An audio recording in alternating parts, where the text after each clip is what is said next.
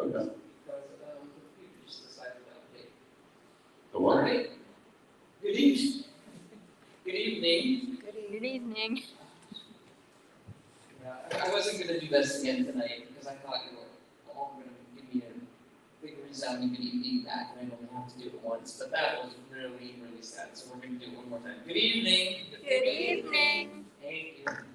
Welcome to the last class in our Ohio Cryptids summer reading lecture series. A lot of you have been here through most of the programs, so thank you all for coming. We've really enjoyed having Fred here and learning about all the different cryptids this summer.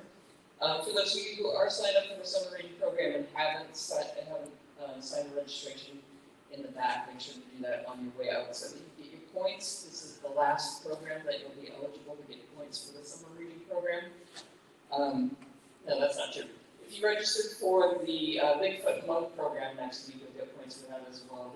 The registration has filled for that, so we are at our capacity. And so if you didn't get signed up, I'm sorry. Maybe next year you can join us for that again. We always have the people from our good friends from Ready Aim Fire Ceramic Studios here to do a program for summer reading.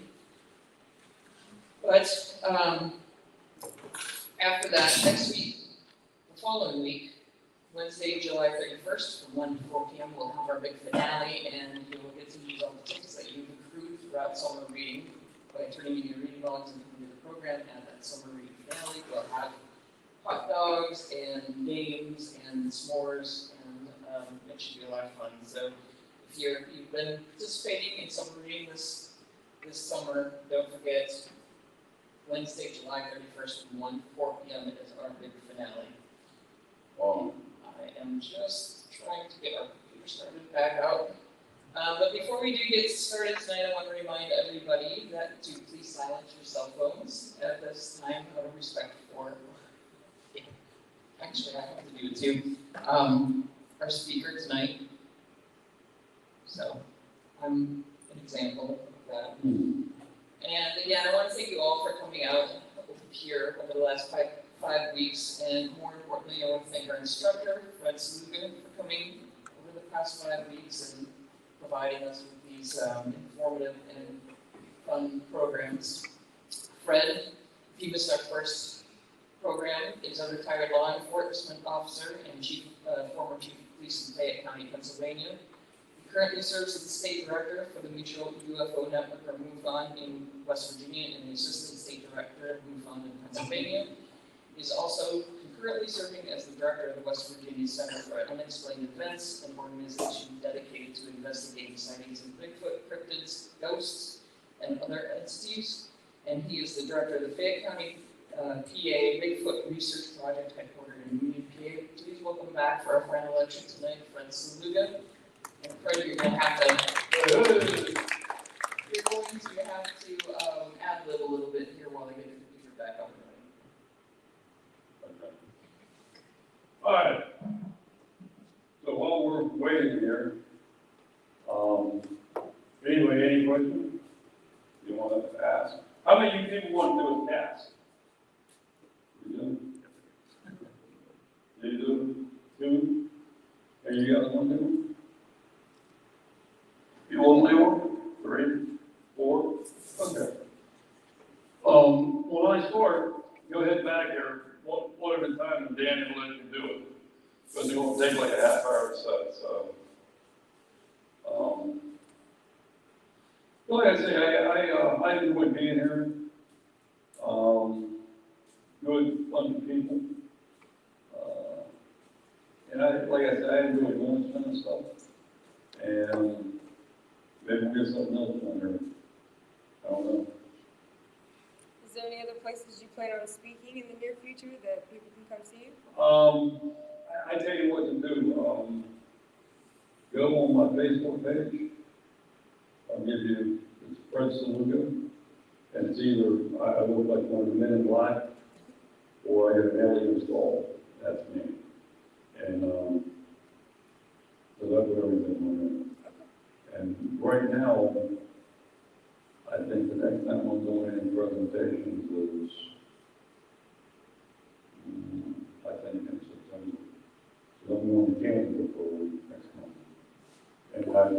that's something I can't wait to do.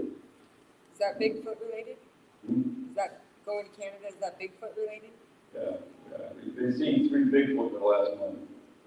And, we went up there for a week and get a hold of him yesterday, and he said it can't look like us.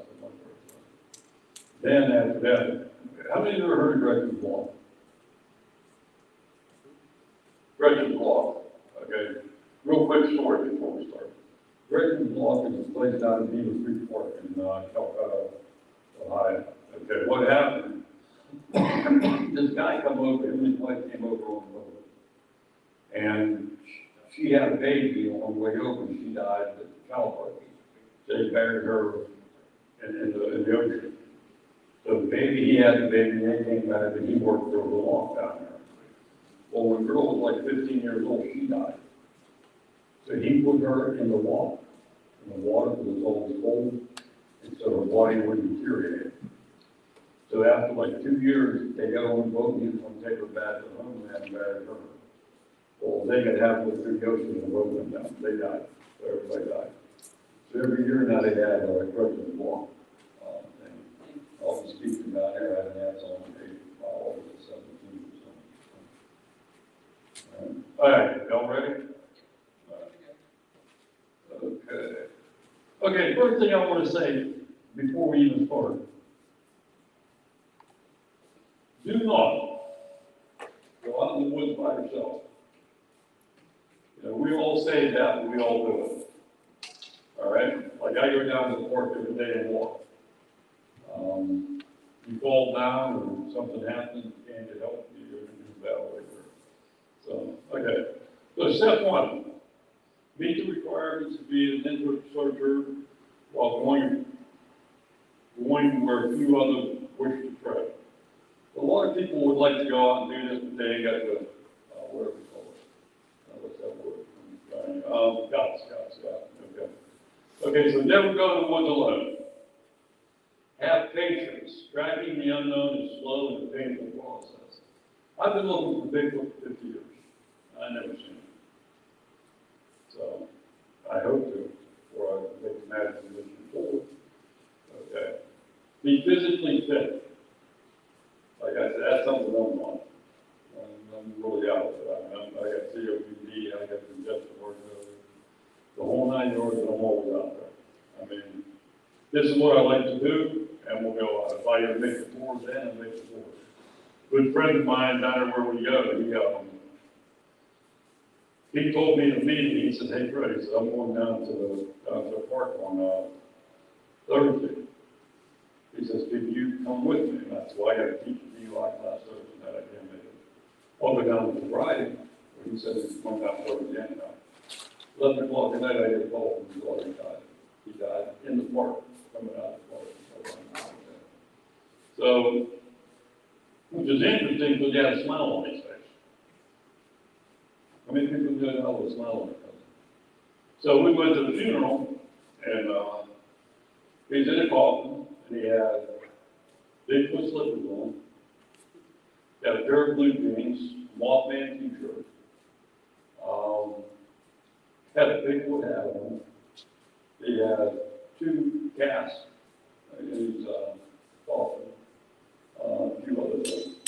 And his wife told me, she said, Fred, I really think you've seen Bigfoot. That's why I said that. I said, I wish the hell he did. Okay? Have a camera that's capable of taking pictures. And that's one of the biggest problems with this too. Nobody gets pictures. And I can understand if it's a split second, but you know, try to take a picture of something so you can have some type of evidence if you've seen something. Okay? As long as you're physically fit, well equipped, you should be set. Okay. I'll research. Okay, there's been 2,000, 6,000 reported sightings of Bigfoot in North America. 2,000 to 6,000, that's a lot of sightings. Before you set out a page to find a location you already has multiple sightings. What you can do is go on BFRO, Bigfoot Research Project, and maybe see a couple of the sightings they had, maybe go around there. And like I say, if wherever you all live, start talking about Bigfoot, don't many people tell them, oh man, I've seen it. back in 1922. Really? Oh, yeah, it's scary how. And, you know, you can find out, okay? Pay attention to time, dates, and whether these sightings determine the best time to hold research.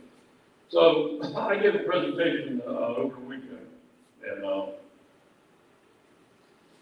was talking about a person that had, supposed to have 70 or more sightings for reports, and never shared them with anybody. You know, that's hers. She's on video. She was there, and I was talking about her. She was looking at me like, I don't want to get it in. So say for example, you go out tonight, and you go somewhere and you see a Bigfoot tonight, all right? And he goes out, he sees a Bigfoot, same area. So we know you've both seen a Bigfoot on Wednesday night, it was raining. It was about maybe 6 o'clock. We could look at that. Maybe the next time the Bigfoot comes around, we similar to that. You know, this is what we do. Okay, so consider whether this location you're happy to head off to and spend time exploring. You can go back sometime, we go back, usually go back, 5 miles back in. And like I said, now I can't do it, but we used to. He still does. Okay. Most likely you're going into backcountry and will need great gear required for backcountry hiking and exploring depending on the time you were searching. Number 1, if it's winter time, have adequate warm clothing and layered clothing. Wear sturdy shoes to protect yourself against the elements by covering up adequately with clothes, hat, sunscreen, avoid weathering and insected, as this might affect Bigfoot or other animals. So you're out in the woods, bears like to smell stuff like that. How many of you have been close to a bear? Yeah. Okay, bring insect repellent if you are searching in the spring, summer, and early fall. Insect bites are distracting and cause allergic reaction ticks. All right, you get bit by a tick, you might have a problem. I know a lot of guys get bit by a tick, and I'll tell you what, they're still sick. Once that gets in you, you got to go through all kinds of different treatment after you get rid of the bite. But take adequate substances in the form of food and drink to maintain your energy and ensure adequate hydration. Ensure you have someplace to sleep and have a tent and a sleeping bag, hotel or cabin. If camping takes all your camping gear stuff, clean it. When you get done eating, clean your pots and pans, all right? Because if you leave it there, it can attract other animals. If they have a first aid kit, cell phone and other communications gear, compass, or navigation equipment. Most of the time, if you're out in the woods, you're going to be able to use your cell phone. All right? When we go out, we take guns. You know, if I'm lost in the woods, I'm going to start shooting my 44 mag up in the sky. I mean, you know, maybe somebody here, or somebody listening in. Okay. Any suitable items to protect yourself from wild animals such as bear canisters, bear spray, etc. You're more likely to incur them than anything unusual. Most of the places you go to, there's a lot of bears around here. I used to live in New Cumberland, West Virginia, small little big town. They had bears coming around there. You come do walking down over the hill, walk down the street like he runs to town, and then go back up in the woods. If you come across a bear, generally keep your distance and avoid running. Bears can run faster than racers, back uphill, both uphill and downhill. And running may trigger a chase reaction. Instead, you should try to remain calm and back away slowly and sideways. This allows you to keep an eye on the bear and avoid tripping while also being non-threatening. You can also speak to the bear. A firm, calm voice will let them know you're a human and do not have a threat. Hi, bear. How are you? I'm not going to hurt you. Come here. Can I take you? Take flashlights and headlights. Okay, again, let me tell you something. When you're out doing, how many of you do any paranormal investigations at all? Anybody? I have. You have? Okay. Okay. Then you're aware that your batteries die.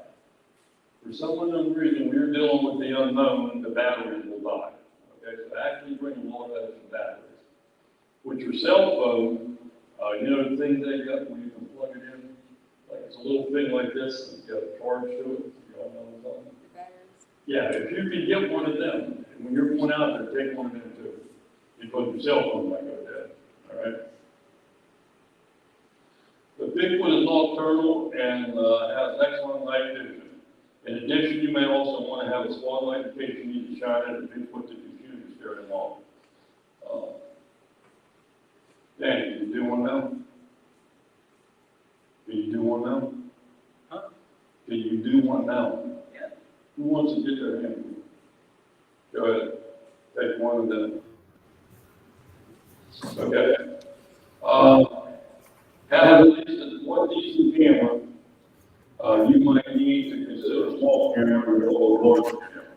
Your cell phone camera would also be good. You may also want to take a video camera if you have one. And I mean, if you really get a good picture of the Bigfoot, you got something. I mean, that's one in a million. Yeah, you have 2 good pictures. I mean, it's amazing. Okay. Set up a location where you hope to have a Bigfoot sighting. Okay, you hear people say, well, you know, we see Bigfoot herding here. Now, this may also include setting up a camera or base station. If you plan to stay and catch a glimpse in person, consider setting up a base camp. Now, there's a lot of people that say you shouldn't feed Bigfoot. I know some people will swear that if you feed him, what will happen? They'll expect the food. If they don't get the food, they can hurt you. I've never heard one yet. If you give them a banana, it happens. I mean, it ain't gonna hurt you. They know you then, all right? And I think when they know you, it's better. Like these guys, Danny and George, been going down to that same location for like 5 or 6, maybe 10 years now. They actually know them. When they're down there, they come out. All right? Okay.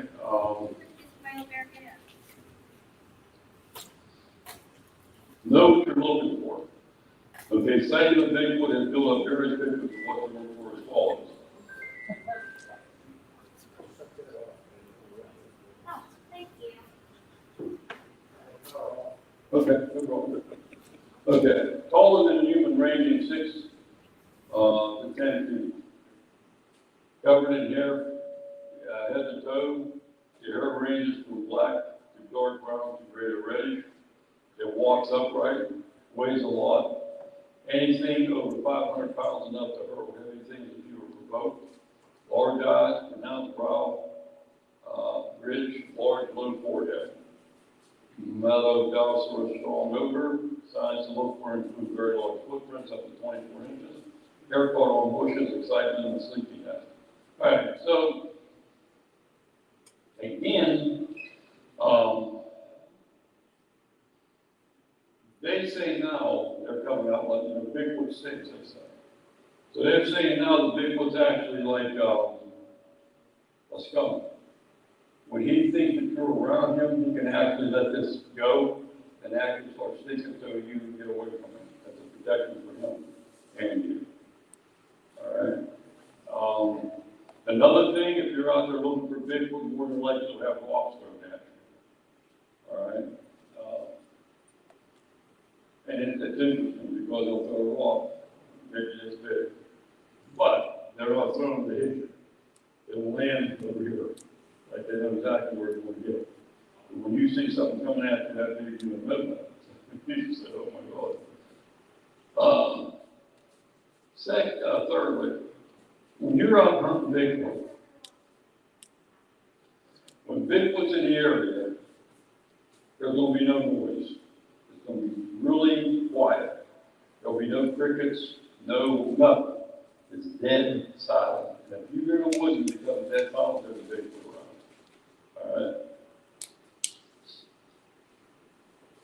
Wait patiently. We sit sometimes for 5, 6, 7 hours. That's the time. There are some things you can do. Make notes about your location, preferably a video report showing how it looks before you wait. You can draw a picture of the area when you're there and what's there, and then compare it to something the next time. We got a place down in Thompson Run where a year and a half ago, there was a big tree fell by the creek.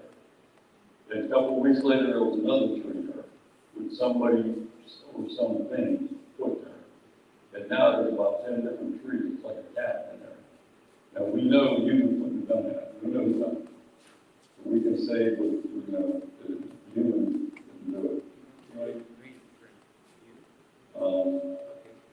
So what you want to do, take pictures of your location where you're at. Another interesting thing, a lot of times you'll take pictures. Like say you're taking a picture down there by that door, you can't see it. But when you take the picture, it's in it. The picture will pick up the electromagnetic pulse, whatever you call it, the picture area of the picture. So always take pictures. I mean, you just got to go click, click, click, click, click, click, do it. You might get a picture of the picture. Okay, know what to do if you see a Bigfoot. Go, Bigfoot. Remain unseen. This is the best possible position for an observer. However, it's thought that Bigfoot has an excellent sense of smell and probably figure you out. Remain calm. Okay? Now, I don't know. I'd say I would remain calm if I see something 10 feet towering above me. God knows what I'm not going to do. I might have a heart attack. All right? Remember to use your camera again. Always have that camera in your hand so you can take a picture. And make as little noise as possible.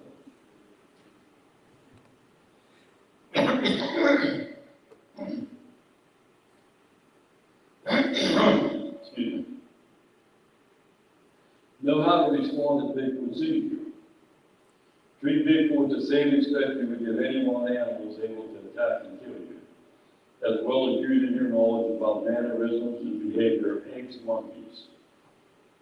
David Bohr, Goodman, and Trey Fox suggest the following. Avert your gaze, meaning a gaze may be misrepresented as a challenge for territory or a fight. How many times you get in an argument and start staring at somebody, right? I mean, that's the first thing you do, like you, whatever. Yeah. Same thing with Bigfoot. You start staring at it, you might think that you want to fight it. But keep quiet and move slowly. I will say, it's best you don't bring a dog with you, because they might go crazy and make Bigfoot mad. And he gets mad, he might kill the dog. They don't like dogs. Dogs don't like Bigfoot. There's been cases where dogs actually dug a hole under the dog house to get away from it. All right? Make yourself appear as non-threatening as possible without turning your back to Bigfoot. Sit down. And make out like you're moving your ears. Let me ask, hello, Bigfoot, how are you? Oh, fine, whatever. Oh, you want some hamburger? This is some good stuff right here. You know? I don't know if you're bored, but I don't want you to get tanked and be running around in the woods out there. Okay. Now, don't run. Again, you've heard me say that a couple of times. Because if you're running, Bigfoot thinks that, you know, you may be doing something to start chasing you. Okay. Okay, record your memories and events. If you've seen it, what did he or she look like? Okay, was there any sound made? All right. What did it smell like? The exact time and date, that's very important. Because like I said, if we get 15 reports, and we got similar exact time and date, we can figure out there may be a Bigfoot there. Exact location with the description of the environment, woods, swamp, or whatever. The weather's another thing. If it's raining, that's maybe when they come up. Now, today it's 92 degrees. I doubt it very much if there's any Bigfoot running around out there. Okay? They probably went over to the other side. They were interdimensional, I will say, whatever the other side was mentioned before. Any other witnesses you have? You all should write your own theory. Don't say, hey, Paul, what are you putting down here? Write what you think, not what everybody else. Everybody do a separate paper for what they're writing. Okay? What you've been doing at the sighting, anything else noteworthy, and such as how much you've been drinking. Now, a lot of people like to go out hunting Bigfoot water and run. That's maybe concurring. You go out and, whatever, and have them packing when they go out there. Do not go out in the woods alone. That's very bad. You know what's liable to happen. We had one guy, he used to come to meetings down in Ohio. He got drunk one night and he was in his trailer. And I guess Bigfoot was there and hit his trailer. So he's standing out there with a beer cussing Bigfoot. Bigfoot from the trailer. All right, that's police working on that. So, I mean, the man can't turn the trailer over. The damn trailer was turned over. So. Okay, but like I said, the weather, exact location, exact time of day. Okay, step 10. Report the incident to a local or national research organization. That if you want to report it to the local park ranger or report it personally, I will tell them. All right? Because if you tell them, nobody will get back to you. So it's best to keep it away from them. I mean, personally, I wouldn't tell them anything. I mean, like I go down to Thompson all the time, and I've told a couple of people with the park that I've seen something down here, tracks that, they tell me crazy. So I don't tell them that. Reserve the area as if it was a crime scene to avoid losing or contaminating any evidence. Collect all physical evidence such as hair, blood, feces, and cast any footprints that you may find. This is what you guys are doing here. Who's next? Who wants to go next?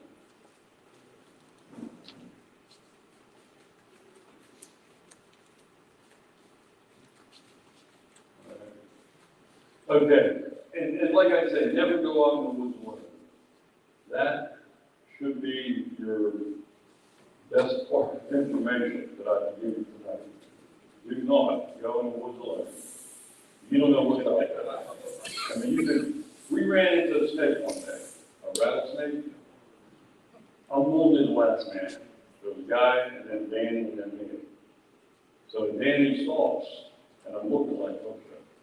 The guy in front of him got a gun on his back. So Danny just said, "You come out of the hole." And I see Danny reaching for the gun, and I look down at the rattlesnake. His head was bigger than my fist. If he'd have hit George, he'd killed him right there. But the grass is about yay high, and they can't strike it very that tall grass. So Danny put a bullet in his head, and bam, killed it. That snake had to weigh at least 30 pounds. It has to be 5 feet tall, or 5 feet long. Now, yeah, I heard that, yeah. You know about it, right? Cool. Deal with that, yeah. You want to come up and talk? Really?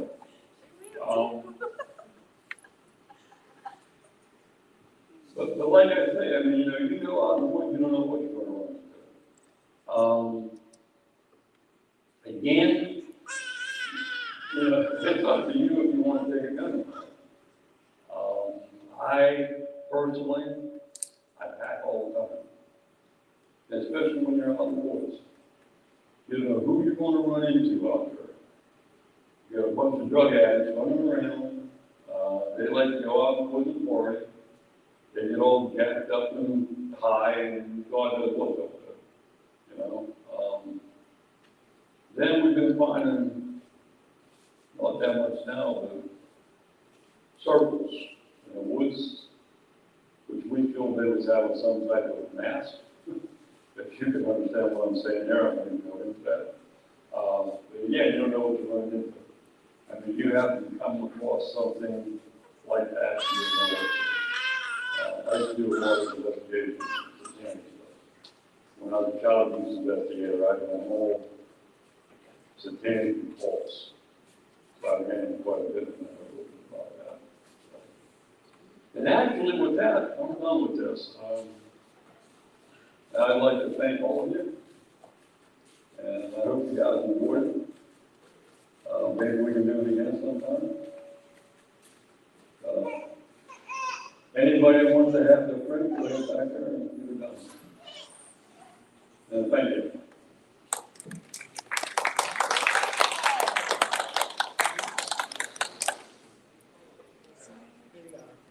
Oh. Thanks.